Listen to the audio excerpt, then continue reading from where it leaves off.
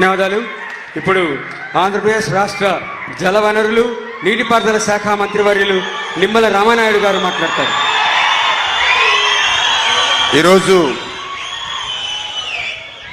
గౌరవ ముఖ్యమంత్రి నారా చంద్రబాబు నాయుడు గారి యొక్క సారథ్యంలో మీ భూమి మీ హక్కు పట్టాదారుల పాస్బుక్లు రాజముద్రతో ఇచ్చేటువంటి యొక్క కార్యక్రమంలో భాగం పంచుకున్నటువంటి ప్రతి ఒక్కరికి కూడా రైతు సోదరులకు అందరికీ కూడా ముందుగా నా నమస్కారాలు మీ అందరికీ కూడా తెలియజేసుకుంటూ, ఈరోజు కూటమి ప్రభుత్వం అధికారంలోకి వచ్చిన తర్వాత ఈవేళ మన ఆస్తుల మీద మనకు ఒక నమ్మకం, విశ్వాసం.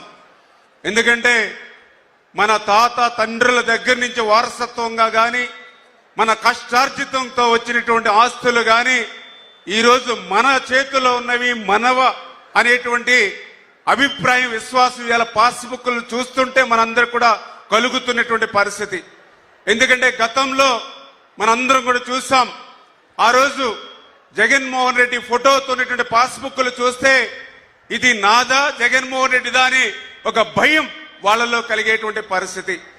డాక్యుమెంట్లు చూస్తే వైఎస్ఆర్సీపీ రంగులతో ఉన్నటువంటి డాక్యుమెంట్లు, మన డాక్యుమెంట్లు చూస్తే ఇవి మనవా వైఎస్ఆర్సీపీ పార్టీ నాయకులు అనేటువంటి ఒక భయం కలిగేటువంటి పరిస్థితి ఉండేది. మన పొలం దగ్గరికి వెళ్తే అక్కడ ఉన్నటువంటి జగన్మోహన్ రెడ్డి ఫోటోలతో ఉన్నటువంటి సరిహద్దు రాళ్లు చూస్తే ఈ పొలం నాదా లేదా రేపొద్దున భవిష్యత్తులో జగన్మోహన్ రెడ్డి వైఎస్ఆర్సీపీ అంటారా అనేటువంటి ఒక భయం కలిగేది. ఎందుకంటే 5 సంవత్సరాల వాళ్ళ అరాచకత్వమైనటువంటి పాలనలో ఆ రోజు అటువంటి భయం మన అందరిలో ఉన్నటువంటి పరిస్థితుల్లో మళ్ళీ ఈరోజు అటువంటి వాటికి తావు లేకుండా ఈవేళ రాజముద్రతో గవర్నమెంట్ ఆఫ్ ఆంధ్రప్రదేశ్ ఈరోజు పట్టాదారు పాస్బుక్లు ఇస్తూ ఉంటే ఈవేళ మన ఆస్తులకి మనకు ఒక రక్షణ కలిగినటువంటి పరిస్థితి.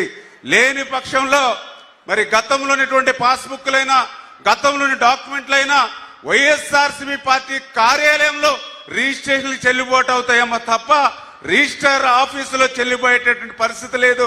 కానీ ఈరోజు ధైర్యంగా ఈరోజు మన పాస్బుక్లతో మన ఆస్తుల్ని రక్షించుకుంటూ మన రిజిస్టర్ ఆఫీసుల్లో లావాదేవీలు చేసుకునేటువంటి అవకాశం ఈరోజు గౌరవ ముఖ్యమంత్రి నారా చంద్రబాబు నాయుడు గారు ఇచ్చారనే విషయాన్ని స్పష్టంగా గుర్తు చేసుకుంటూ, మరి ఇటువంటి రైతాంగానికి అండగా ఉండాలి, తోడుగా ఉండాలనేటువంటి ఉద్దేశంతో మరి ఈవేళ ఇరిగేషన్ శాఖకు ఆంధ్రప్రదేశ్ రాష్ట్రంలో అత్యధికమైనటువంటి ప్రాధాన్యత ఇస్తున్నటువంటి ప్రభుత్వం ఈరోజు తెలుగుదేశం, జనసేన, బీజేపీ కూటమి ప్రభుత్వం. ఎందుకు ఈ మాట చెప్తూ ఉన్నానని అంటే, ఆ రోజు 2014, 2019 5 సంవత్సరాల తెలుగుదేశం ప్రభుత్వంలో ఇరిగేషన్ శాఖకు 71,000 కోట్ల రూపాయలు మనం బడ్జెట్ లో పెడితే, తర్వాత వచ్చినటువంటి 19, 24 5 సంవత్సరాల వైఎస్ఆర్సీపీ పాలనలో వాళ్ళు పెట్టింది 31,000 కోట్ల రూపాయలు. బడ్జెట్ పెరిగింది కానీ ఇరిగేషన్ శాఖ కేటాయింపులు తగ్గింది. ఆ 31,000 కోట్లలో కూడా వాళ్ళ అవినీతికే 20,000 కోట్ల రూపాయలు ఖర్చు పెట్టినటువంటి పరిస్థితి. అటువంటి పరిస్థితి లేకుండా ఈరోజు చంద్రబాబు నాయుడు గారు మరి నీటిపారుదల రంగానికి బాధ్యత వహిస్తూ అందులో ముఖ్యంగా రాయలసీమ రతనాల సీమగా మార్చాలనేటువంటి ఆలోచనతో పెద్ద ఎత్తున ఈవేళ మీకు నిధులు ఇస్తూ, దానికి ఉదాహరణ ఒక అందరినివా. ఇప్పుడే మన ఎమ్మెల్యే గారు, మన శాసనసభ్యులు మిత్రులు చెప్పాడు జయనాగేశ్వర రెడ్డి, ఇప్పుడే చంద్రబాబు నాయుడు గారు హెలికాప్టర్ ఏదైతే ల్యాండ్ అయి దిగారో ఆ హెలిప్యాడ్ కి కనిపిస్తూ ఉంది, కలకల్లాడుతూ చెరువులో జీవకళతో ఉట్టిపడుతూ ఉంది మరి నీళ్లు. ఇప్పుడే ఎమ్మెల్యే గారు చెప్పారు, గత 5 సంవత్సరాల్లో ఒక చుక్క నీరు లేనిటువంటి ఈ చెరువు ఈ రోజు ఇంత జలకలతో ఉట్టిపడుతుందని అంటే ఇది మేము హంద్రీ నివా నుంచి ఈ నీళ్లు తీసుకు తెచ్చుకున్నామని. మరి అటువంటి హంద్రీ నివా ఎందుకు ఈ మాట చెప్తున్నానంటే, రాయలసీమ బిడ్డ రాయలసీమ బిడ్డ అని చెప్పుకు తిరుగుతుండేటువంటి వ్యక్తి 5 సంవత్సరాల్లో హంద్రీ నివాకు ఒక తట్టం మట్టి తీయలేదు, ఒక్క అరబస్తా సిమెంట్ పోయలేదు, ఒక్క రూపాయి ఖర్చు పెట్టలేదు. ఆఖరికి మీరు వాడుకునేటువంటి కరెంటు బిల్లుల మోటార్ల బిల్లులు కూడా ఎగ్గొట్టిపోయినటువంటి పరిస్థితుల్లో మళ్ళీ చంద్రబాబు నాయుడు గారు వచ్చి 5 సంవత్సరాల్లో వాళ్ళు చేయలేనటువంటి పనిని ఒక్క సంవత్సరంలోనే 3,860 కోట్ల రూపాయలు ఖర్చు పెట్టి ఆ అంద్రీ నివాని పూర్తి చేశారు కాబట్టి ఈవేళ మీ కళ్ళెదర చెరువుల్లో నీళ్లు కనపడుతున్నటువంటి పరిస్థితి. ఇట్లా ఒక అంద్రీ నివానే కాదు, ఈవేళ రాయలసీమలో ఉన్నటువంటి ఏ జలాశయం, రాయలసీమలో ఉన్నటువంటి ఏ రిజర్వాయర్ చూసినా కూడా ఈ రోజు ఖరీఫ్ పంట అంటే ఒక పంటకు పుష్కలంగా వాడుకున్న తర్వాత కూడా ఈ రోజు మళ్ళీ 80-90% నీళ్లతో ఫిబ్రవరి నెలలో కూడా జలకలతో ఉట్టి పడుతున్నాయని అంటే అది చంద్రబాబు నాయుడు గారు ఈ రాయలసీమ మరి ఏదైతే ఇరిగేషన్ శాఖ ఇస్తున్నటువంటి ప్రాధాన్యత అనే విషయాన్ని సందర్భంగా మరి తెలియజేసుకుంటూ మరి నిన్ననో మొన్ననో కూడా ఇక్కడే పోతిరెడ్డిపాడు దగ్గర మరి ఏదైతే అందరూ కూర్చోండమ్మా, ఏదైతే పోతిరెడ్డిపాడు దగ్గర మరి నిన్ననే ఒక సభ పెట్టడం జరిగింది వైఎస్ఆర్సీపీ నాయకులు. నిజంగా చాలా ఆశ్చర్యం కలిగింది మాకు కూడా. ఎందుకంటే 5 సంవత్సరాలు నీకు అధికారం ఇస్తే రాయలసీమ గుర్తురాలా, ఈవేళ అధికారం పోగానే మళ్ళీ రాయలసీమని నీకు గుర్తుకొస్తున్నటువంటి పరిస్థితి.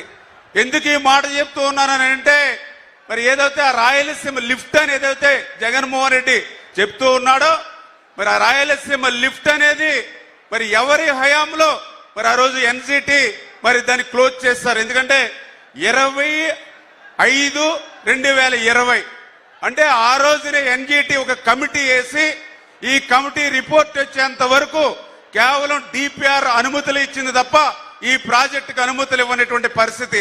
ఆ రోజు ముఖ్యమంత్రిగా ఎవరున్నారో ఈవేళ వైఎస్ఆర్సీపీ నాయకులు సమాధానం చెప్పవలసినటువంటి పరిస్థితి ఉంది. మరి అదే రాయలసీమ లిఫ్ట్ మీద చాలా క్లియర్ గా 29/10/2020 సంవత్సరంలో ఎన్జిటి దీనికి ఈసీ అనుమతులు లేవని స్టాప్ ఆర్డర్స్ చాలా క్లియర్ గా ఇచ్చినటువంటి పరిస్థితి. ఆ యొక్క 2020 సంవత్సరంలో ముఖ్యమంత్రిగా ఎవరున్నారో మరి ఈవేళ వైఎస్ఆర్సీపీ నాయకులు సమాధానం చెప్పవలసినటువంటి పరిస్థితి ఉంది. అదేవిధంగా 22/3/2024 సంవత్సరంలో మరి ఈసీ అనుమతులు లేకుండా దొంగచాటున ఏదైతే వాళ్ళ మట్టి పనులు అంటే కమిషన్ల కోసం మట్టి పనులు ఏదైతే 900 కోట్లు ఏదైతే ఈ జిల్లా పరివాహక ప్రాంతంలో ఉండేటువంటి మరి ఆ రోజు పెద్దిరెడ్డి మరి పెద్ద ఎత్తున దోపిడీ చేశాడో ఆ దోపిడీకి 2,65,00,000 రూపాయలు మరి ఆ రోజు ఎన్జిటి ఫైన్ విధించినప్పుడు ముఖ్యమంత్రి ఎవరో ఈవేళ వైఎస్ఆర్సీపీ నాయకులు చెప్పవలసినటువంటి అవసరం ఉంది. ఇంతకంటే అన్యాయం ఏంటంటే ఆ రోజు జగన్మోహన్ రెడ్డి ముఖ్యమంత్రిగా ఉండగానే 2023 సంవత్సరంలో ఈ యొక్క రాయలసీమ లిఫ్ట్ అనేది సాగునీరు కాదు, ఇది కేవలం డ్రింకింగ్ వాటర్ కోసమే అని చెప్పి 364 జీవోను సైతం ఆ రోజు జగన్మోహన్ రెడ్డి తీసుకొచ్చాడు. అంటే ఈ రకంగా 5 సంవత్సరాల అధికారంలో ఉండి 4 సంవత్సరాలు ఈ లిఫ్ట్ ఈసీ క్లోజ్ చేస్తే నిమ్మకు నీరెత్తినట్లు తాడే పిల్లలు నిద్రపోయి ఈవేళ అధికారం పోయిన తర్వాత మళ్ళీ ఈ రోజు ఇక్కడ ప్రజల్ని అబద్ధాలు అసత్యాలతో నమ్మించాలనేటువంటి మోసం దగా ఏదైతే ఈవేళ వైఎస్ఆర్సీపీ చేస్తూ ఉందో మరి దాన్ని అంతటినీ కూడా మనం కూడా ఎప్పటికప్పుడు ప్రజల్ని అప్రమత్తం చేయవలసినటువంటి అవసరం కూడా ఉంది అనే విషయాన్ని కూడా ఈ సందర్భంగా మరి తెలియజేసుకుంటూ మరి అదేవిధంగా ఇక్కడ కర్నూలు వెస్ట్ ప్రాంతం మాకు నారా లోకేష్ బాబు గారు కూడా ఆయన పాదయాత్ర యువగళం పాదయాత్రలో కూడా ఇక్కడ ప్రజల కష్టాలు కన్నీళ్లు దగ్గరుండి లోకేష్ గారు చూశారు. ఈ ప్రాంతం నుంచి వలసలు పోవడానికి కూడా ఆయన పాదయాత్రలో చూశారు. అందుకే మమ్మల్ని కూడా 4-5 సార్లు స్పెషల్ గా ఈ యొక్క వెస్ట్ ప్రాంతం కర్నూలుకి ప్రాధాన్యతనివ్వండి సాగునీటి రంగంలో అని లోకేష్ బాబు గారు కూడా మాకు చాలా సార్లు ఆదేశాలు ఇవ్వడం జరిగింది, ఆయన చర్చించడం జరిగింది. అందుకే గౌరవ ముఖ్యమంత్రి గారు కూడా మరి ఏదైతే ఈ గుండ్రేవులు గాని అదేవిధంగా వేదావతి గాని గురు రాఘవేంద్ర గాని ఏదైతే ఈ ప్రాంతానికి ఒక సస్యశ్యామలం చేసేటువంటి విధంగా ప్రాజెక్టులు ఏవైతే ఉన్నాయో మరి ఆయన కూడా ప్రాధాన్యతనిస్తూ వేదావతిని కూడా ఆల్రెడీ మొన్ననే మాకు రివ్యూలో కూడా అది ప్రాధాన్యత పెట్టి ఆ ప్రాజెక్టు యాక్చువల్గా గత ప్రభుత్వం క్యాన్సిల్ చేస్తే మళ్ళీ మన ప్రభుత్వం వచ్చిన తర్వాత దాన్ని పునరుద్ధరించి ఆ పనులు కూడా పూర్తి చేస్తూ ఉన్నాం.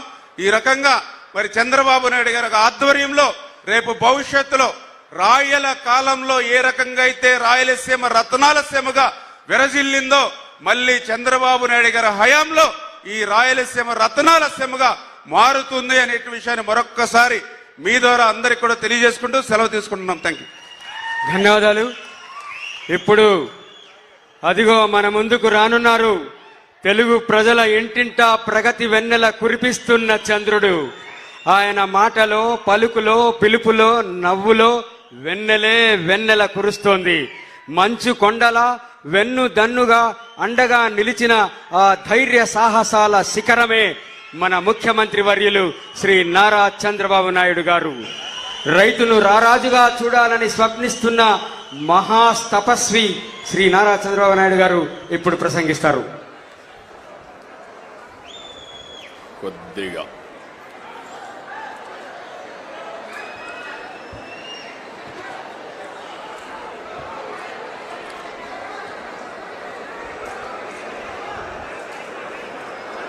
వేదిక పైన ఉన్నటువంటి సహచర మంత్రివర్గ సభ్యులు,